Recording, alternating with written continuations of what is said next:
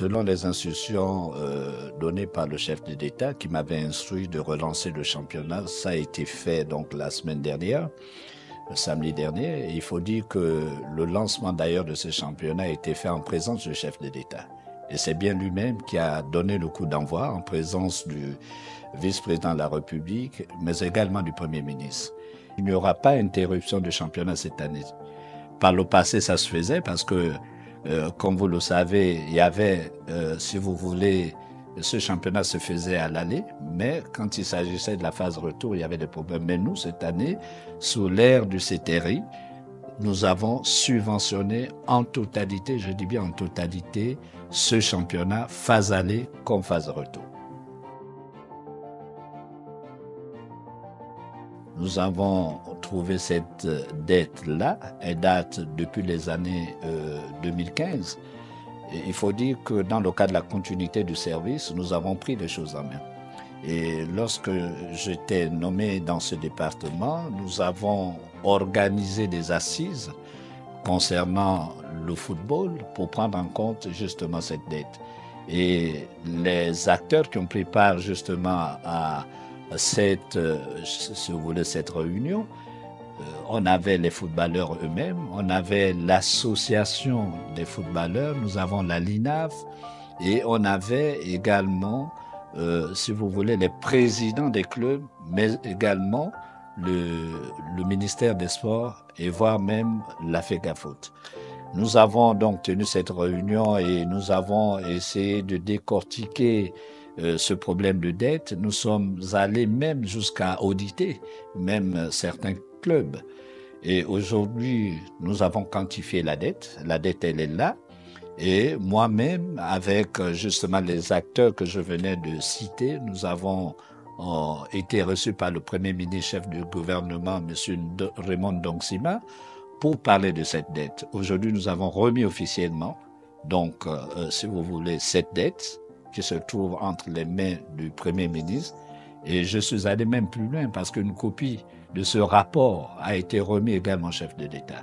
Aujourd'hui, les services du Premier ministre sont en train de travailler et je crois que on aura un écho favorable dans les tout prochains mois.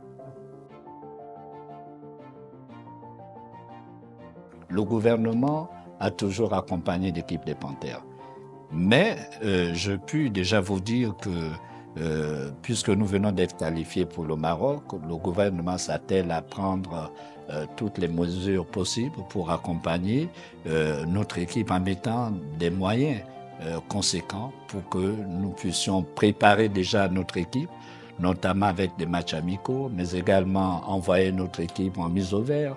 Et je voudrais vous dire qu'avec le lancement du championnat national, notre équipe pourra découvrir des talents et venir renforcer enfin notre équipe parce que, comme vous le savez, nous avons connu de nombreux problèmes avec notre équipe nationale. Quand vous voyez un peu ce que nous avons subi avec le Maroc parce qu'on n'avait pas de joueurs locaux. Et malheureusement, l'entraîneur a pu faire un effort de jouer avec les internationaux qui évoluent à l'étranger. Maintenant que nous aurions des locaux, je crois que nous allons combler un peu les carences que nous avons constatées lors des derniers matchs que nous avons joués, que ce soit à Franceville ou à l'international. Il faut dire que aujourd'hui, dans le groupe F, nous avons la Côte d'Ivoire qui est en tête avec 10 points, suivi du Gabon 9 points, donc nous avons toutes nos chances. Lorsqu'on sait que les 6 dernières journées qui nous restent, nous avons 3 journées où nous allons disputer nos matchs à domicile et les 3 autres journées à l'extérieur, je pense que le Gabon a la chance vraiment d'être qualifié pour la Coupe du Monde. Donc je ne doute pas un seul instant que nous ne ferons pas ce que les Gabonais attendent, surtout lorsqu'on sait que le championnat est repris, parce qu'il faut dire qu'aujourd'hui, dès lors que le championnat est repris, c'est que nous aurons des nouveaux joueurs qui viendront renforcer la tanière. Je voudrais d'abord remercier le chef de l'État. C'est grâce au chef de l'État qu'aujourd'hui, le sport a repris. Je remercie aussi le Premier ministre, chef du gouvernement, M.